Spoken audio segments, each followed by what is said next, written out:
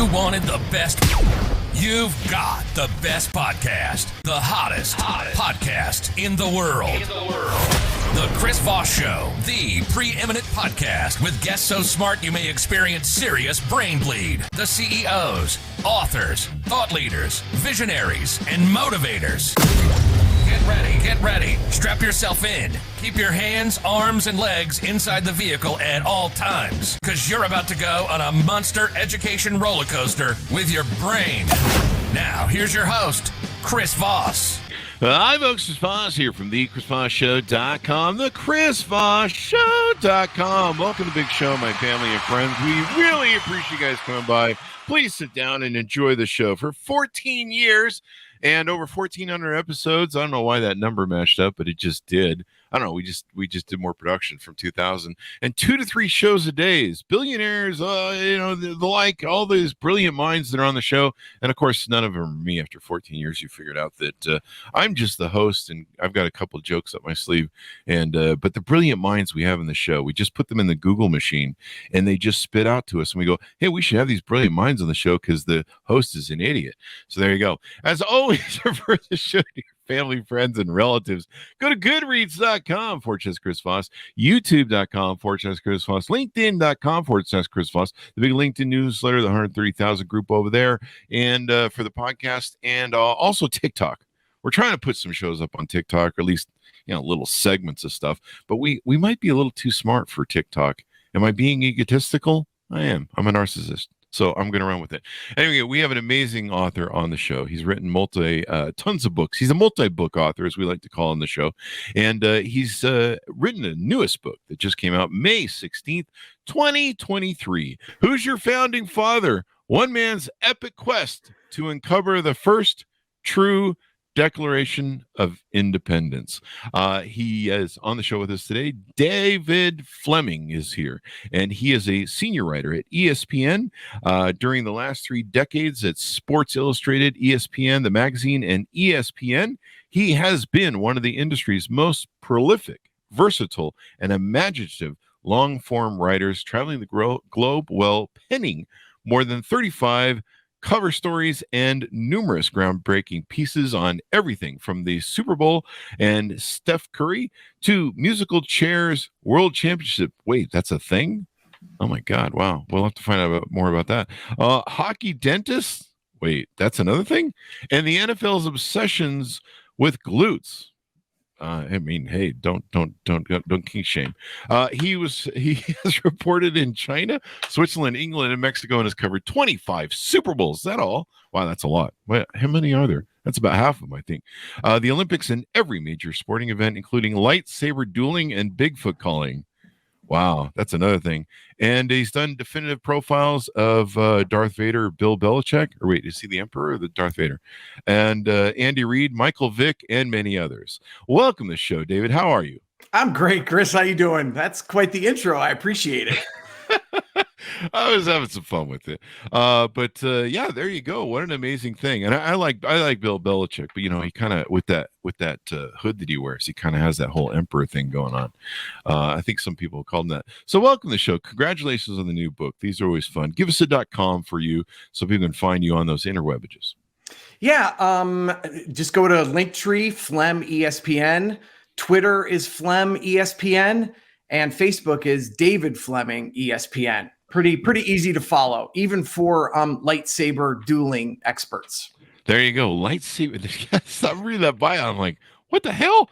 But it seems like there's a sport for everything. I think I've covered it. Yeah, if there's a sport and there's a competition, I've covered it. I'm going to the World Championship of nose picking next week, so I'll see you there. I don't know if I'll win, but yeah, probably ESPN channel 30, ESPN 30 is covering it, I think. So what motivated you want to write this latest book? Oh, it's just I kind of live for, as you've pointed out, crazy stories.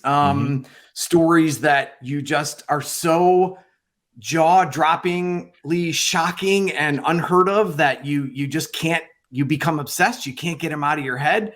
And it just so happened that the best one I maybe have ever come across had nothing to do with sports. It has to do with the history and the founding of our country. And this is one of those things where I pulled one tiny little thread and I was down the rabbit hole for a decade. Oh, wow. And it is that kind of story. We call it mech deck face, which we can get into later, but it's basically the face, and you've made it already, the face that people make when they realize almost everything we think we know about the founding of our country is wrong. That's why we do the podcast, because most stuff we were taught was wrong.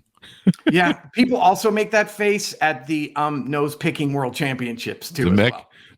Give me that again. The mech face. What? Okay, so the document that the book surrounds, or that's my sort of global gonzo quest to find, is called the Mecklenburg Declaration of Independence. Oh, really? Instead of saying that over and over again or typing it, I just call it the mech deck. Okay, yeah. Mecklenburg. Give me that again. Declaration of Independence. That's it. Yep. There you Mecklenburg. Go. Okay. Yep. All right, that is the thing, according to the internet. So there you go. So, what made you want to go on this quest? I mean, what was the catalyst that prompted this? So we when I worked for Sports Illustrated, I lived in Manhattan with my wife. We moved to Charlotte, North Carolina. When her job, she got transferred and promoted, and we moved here. We moved to North Carolina, sight unseen. Just sort of picked up and left and bought a house. And after a few years, when we realized, okay, we love this place, we're going to raise our kids here, this is our home now. I think the first thing people do when they move to a different city, from when they grew up, there's a natural inclination that you look into, like, okay, what's this city about? What's the history like? What's it famous for? What all that kind of stuff. And I remember specifically dropping my daughter Kate off at her Davidson Elementary School, and there was a North Carolina flag right in the lobby. So, I take her in by the hand. She sees the teacher. They all go off to class. I look at the flag, and the date on the North Carolina flag is May 20th, 1775. And we talked earlier about the string, right? You pull one string.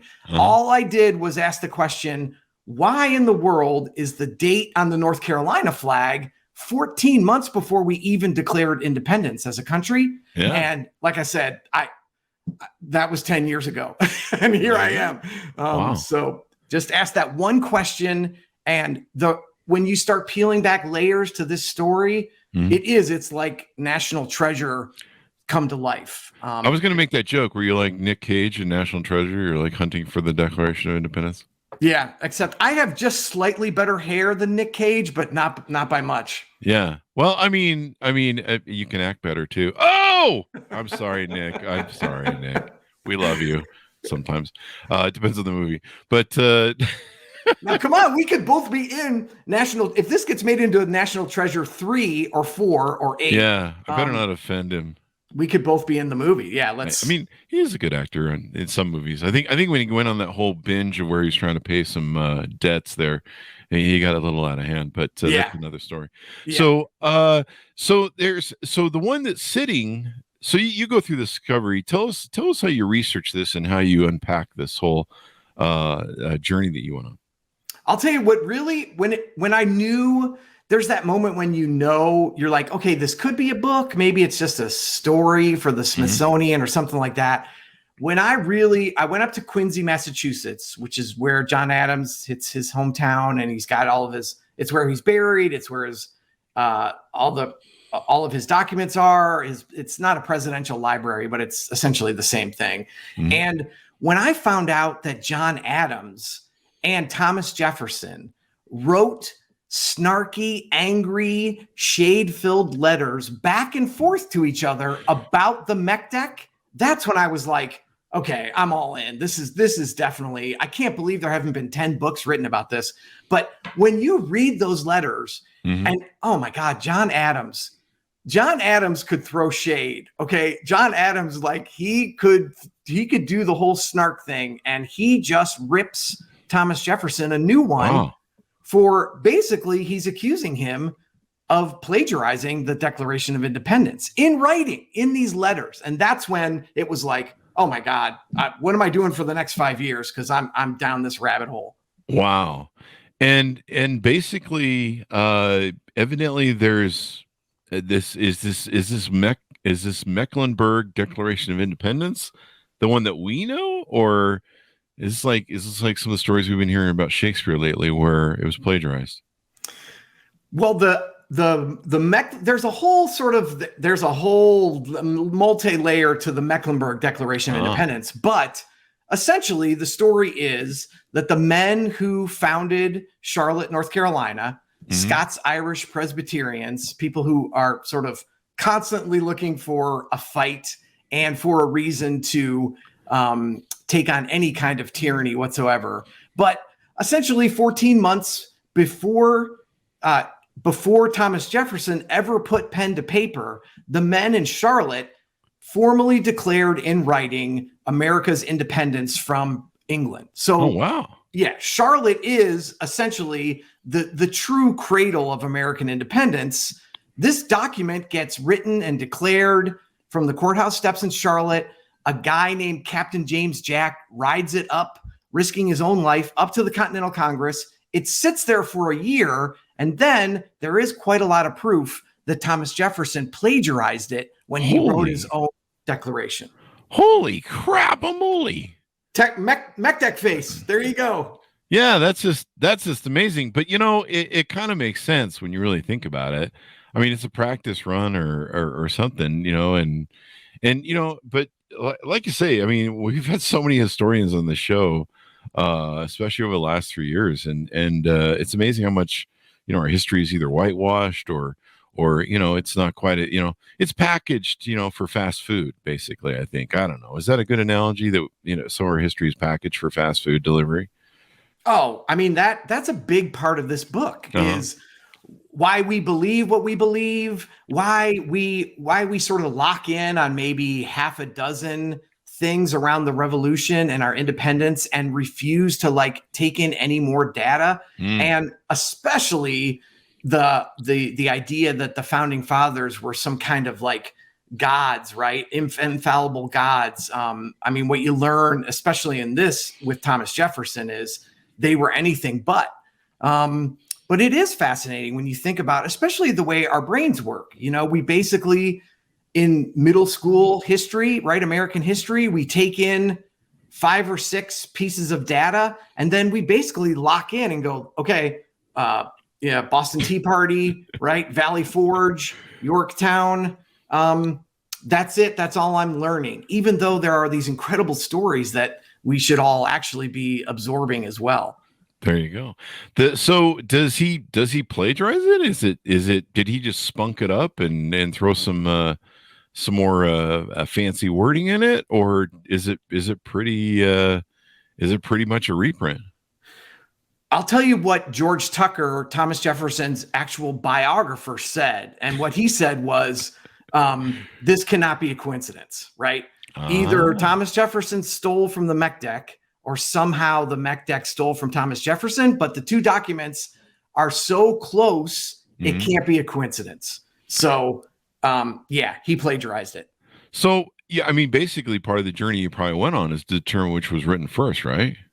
Yeah, and it's pretty obvious. I think George Tucker, because he was a Jefferson crony, was trying to defend his man, right? But it's obvious that the Mech Deck was written 14 months before Thomas Jefferson was charged with trying to write the Declaration. And you bring up a really good point, which is, the intention of that's the other thing. I mean, the idea that the Declaration of Independence was some kind of sacred, hand to God human document, right? That is incredible. It was actually just late technical paperwork that we hadn't filed yet. In context, Thomas Jefferson was just charged with cutting and pasting the different emotions and sentiments of the day and putting it in writing, because you remember we were so late in technically declaring independence that we had almost lost the war before we had even put it in writing. Wow. So there's a lot about the Declaration of Independence that in context will really change people's minds about what kind of a document it is. And who the original writers are, I mean, Maybe they should add some subtext to the thing, or some credit, or some some sort of asterisk, if you will. The asterisk, you covered that in ESPN. Yeah, The asterisk of the Hall of Fame, maybe baseball stars, juiced, or different things like that. Maybe there needs to be like an asterisk truly written by, or something. I don't know. Or some footnotes. I love your idea. Footnotes, you and I can go to the Library of Congress, and we'll just put a little asterisk next to it because, okay, here's a great example: life, liberty, and the pursuit of happiness. Right? Mm-hmm. Thomas Jefferson did not write that. George Mason wrote that in the Constitution of in Virginia's Constitution, and it just so happened that was published in a Philadelphia paper the same week that Thomas Jefferson was writing the Declaration of Independence. Oh wow! Yeah, and so that got ripped off. Exactly. So did most of the authors of our the thing we accept as the original Constitution, did they know this was going on, or was it just John Adams who was privy to it? Oh no, I think they all remember there was a committee of 5 that was charged with writing or composing. One Jefferson scholar even called it a cut and paste job, the Declaration of Independence. Like, can you believe that? Wow. But it was clear that it was supposed to be, that it was created by a committee. And what really John Adams was neurotically jealous of the attention that Thomas Jefferson got. And once the Declaration became famous and became this sacred document, that's when Thomas Jefferson started taking all credit for writing it. And that's what really made men like Ben Franklin, John Adams, the other members of the committee who edited and added to this thing. It was written by a group. Thomas Jefferson took full credit. And I think to his dying day, John Adams was still angry about that. Wow. With the Madison papers that were published by James Madison, where they were trying to, I guess, sell the idea of the Constitution of Independence, did that play into any of the story and how that worked? Or were they were all just complicit and just going, hey, this is somebody wrote some great stuff here, let's just nationalize this? Yeah, that's kind of what it was. And because I think at the time, and I think here's the problem, and it's always the lie, right? It's always the cover up. It's always the lie that gets you. Yeah. Nixon's favorite line. Yeah. And I guess this goes all the way back to the founding of our country, right? The fact that it's the lie, because Thomas Jefferson, it was that he tried to take more credit, and that he wouldn't acknowledge that, which was his job, was to borrow from all these current things that were out in the world and synthesize them into the Declaration of Independence. If he had just said, hey, I did what they asked me to do, and I did it with this group of men, and we're all responsible for it. But instead, he takes full credit, and he would never admit that he borrowed from anything else, even though the words are almost identical to several other documents. Mm-hmm. So it's the lie. It's the lie. Well, this nation was kind of built on a lie. I think the original lie was the shining city on the hill, or that it was given to us by God, or some sort of ordainment. There's a few different lies we told over the years to ourselves. If I remember correctly, it's been a long time, and my memory's faded since I'm old. But I believe North Carolina joined the Confederacy. Was anybody pissed off about this in North Carolina? Is this maybe why they were like, hey, you guys stole our document, and we're going to go our own way? That's a really good point, because number one, that's the whole reason this thing is still alive. The controversy is alive to this day, because Thomas Jefferson in 1819, when the Declaration of Independence started becoming famous, Thomas Jefferson and all of his cronies, and especially Virginia, started to take credit for everything around independence and the revolution, right? Wow. They started taking credit for thinking up the idea, for declaring independence, for fighting the war. Basically, they were like, we did it all here. And what happened was North Carolina just kind of raised their hand and was like, hello. we were a year ahead of you guys in writing. We want some credit. And then that starts this 200-year argument between North Carolina and Virginia and the rest of the colonies about who deserves credit for declaring independence, for fighting, all that stuff. So it's weird how that's really what started it. And then your point about the Civil War is very, very smart, because North Carolina chose May 20th as the date to secede from the Union. Yeah, as a clear callback to their original declaration. Now, it didn't do them any favors, but in public opinion. But yeah, there's no coincidence that both days were on May 20th. Wow. My mind is blown. You give me the mech deck face. Is that what it is? Yes, it is. I'm stupefied. What an interesting thing that they used the same date in 1775 that they filed that. And wow. I mean, we always joke about how it's not really a joke, but we always talk about how how much foresight a lot of the creators of the Constitution that we now find out plagiarized most of it had, and how much that has impacted everything going forward, and how it was kind of like how they future-proofed America in understanding how imperialism worked. But it's kind of like funny. Maybe Jackson was just like, yeah, if we just bury this and mow over it, no one's going to remember this, the deets 200 plus years from now. So fuck it, let's just roll with it. Oh, I mean, okay, seriously? I mean, is that his attitude? Oh, you are channeling Thomas Jefferson right now. You are channeling Thomas Jefferson, because it was one of those things, like, for the longest time. You're dead on. Wow. It must be a human nature thing, right? Because for the longest time, when people would accuse Thomas Jefferson of plagiarizing the Declaration, all he had to do, his standing was so high. All he had to do was say, or get his cronies to say, how dare you criticize or even question Thomas Jefferson? But what's happened in the last 20 years is Thomas Jefferson's reputation has gone from sterling to the absolute, the bottom of the porta-john. And so people have begun to, instead of, you can't shut the argument down anymore just based on character, because that doesn't hold up. Does this play anything into, the one thing we learned on January 6th is we have not settled the Civil War. To see a Confederate flag in the Congress, I just was like, what the fuck? Yeah. And has this been one of the proponents of the original Civil War that they're like, we're really kind of our own nation, and North Carolina did this, and we're just gonna go off and do our own thing, and maybe this is one of the founding problems of the whole Civil War thing. I don't know.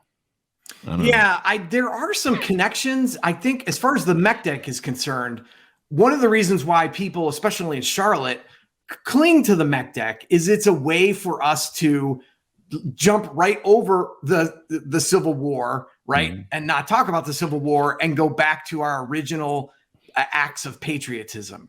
Wow.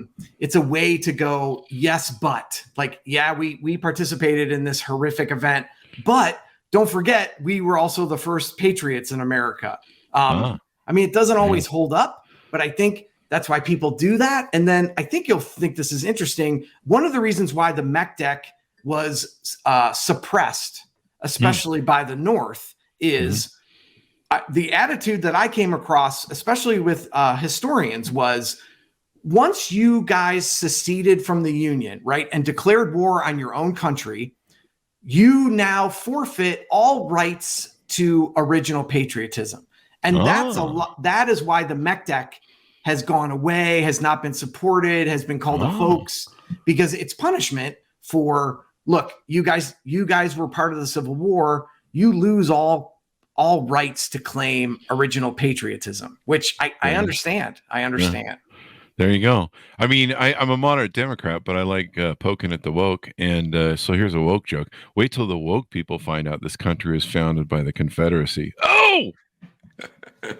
Well, wait till people find out what a huge role the South played in winning the Revolutionary War, too. That's another component of this story. Nobody understands that without the South, we'd all have British accents right now. Oh, wow. Yeah. Wow. This is really going to like Elon Musk gets a hold of this. It's going to go full right wing. We're gonna have both sides hating us. It's great. Yeah. I'm on a Democrat. I'm used to both sides, the extreme sides hating us, but yeah. What are you gonna do? But this is interesting, man. I've learned this is why we do the show, man. We have so many amazing historians and stuff that comes on like yourself, and we're learning so much about history. And it's true. We need to dig into this stuff and just understand our origins better.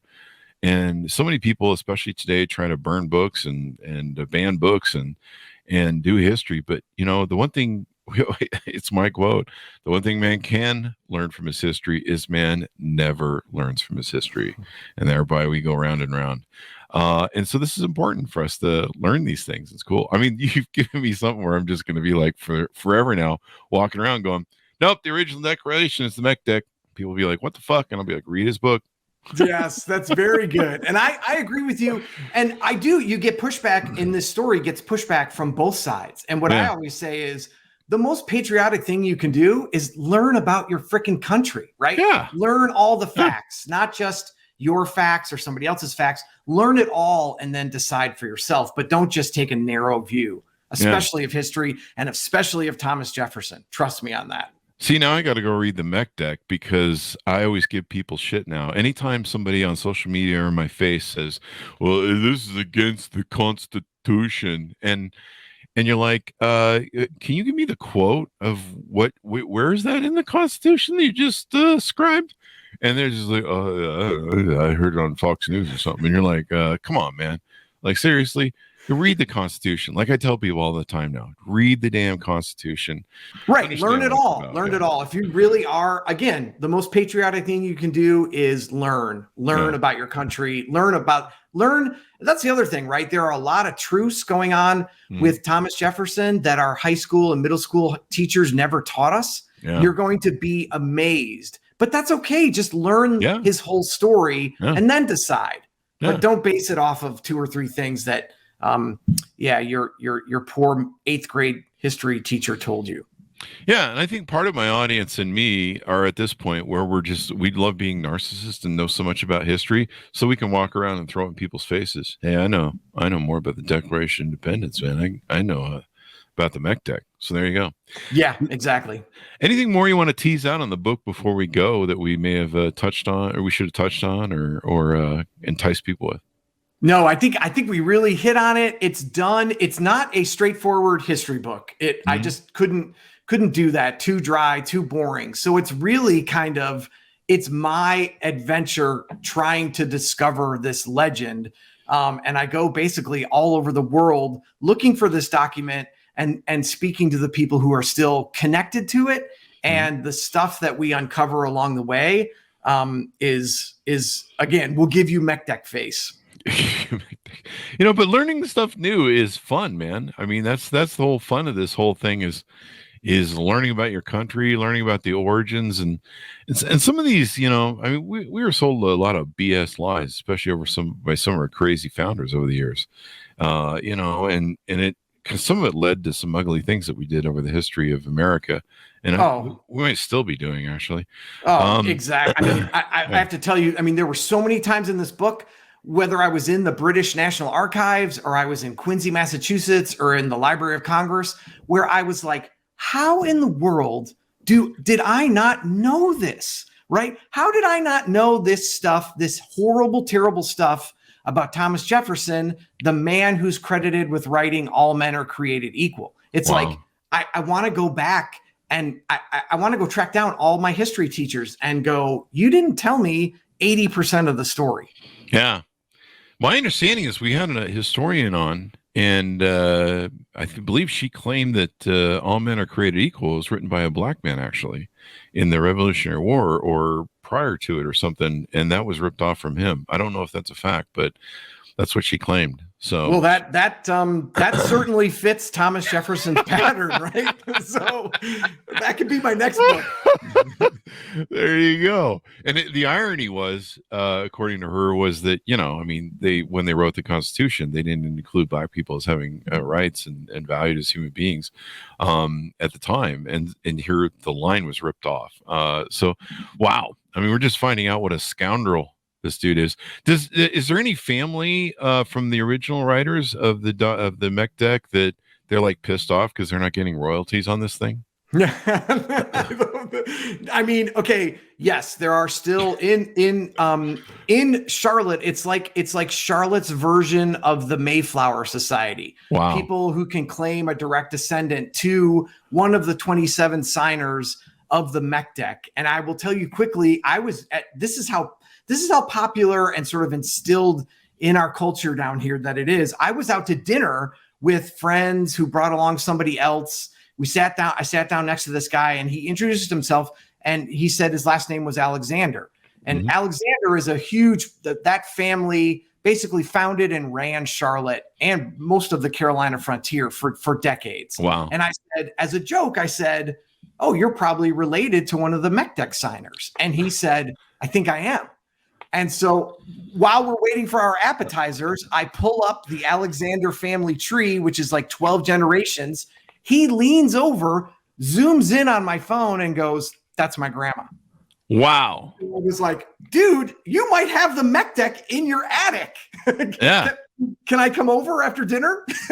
That's crazy, man. So this is a exciting story. I love this. I mean, this is why we do the show. We changed the format in 2023 and had a lot of more people on. We used to do just business and tech and CEOs and stuff before that, the first 10 years. But this is what I love. I just love this. So hopefully our audience does as well, and I think they do. So give us the .coms wherever you want people to find you on the internet. It's all Flem ESPN, right? Linktree, Flem ESPN will give you all my article archives and everywhere you can buy the book at, which is available everywhere, ebook, audiobook, all that good stuff. Flem ESPN Linktree, Flem ESPN Twitter, David Fleming ESPN on Facebook.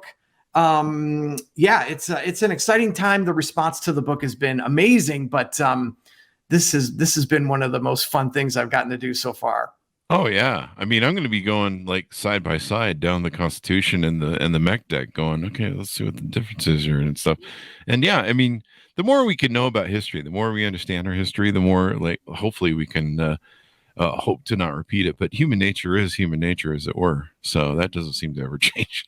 Yeah, I'm fully expecting to get texts or emails from you in the middle of the night going, WTF, WTF.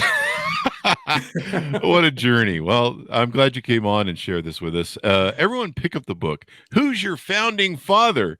One Man's Epic Quest to Uncover the First True Declaration of Independence. Side note, who's your founding father is my pickup line at bars. That was my earlier joke. I don't know what that means. But thank you very much, Dave, for coming on the show. We certainly appreciate you being here. That's my pleasure. I really appreciate it, Chris. Thanks to our audience for tuning in. Go to goodreads.com/Chris Voss. Go to youtube.com/Chris Voss. LinkedIn.com/Chris Voss. This will be on the LinkedIn newsletter. And go follow us on TikTok. Have some pity on old people with serious, brilliant minds trying to, put something smart on TikTok. It's a wonderful place. It's a good kids. Thank you for tuning in. Be good to each other. Stay safe. And we'll see you guys next time. And that's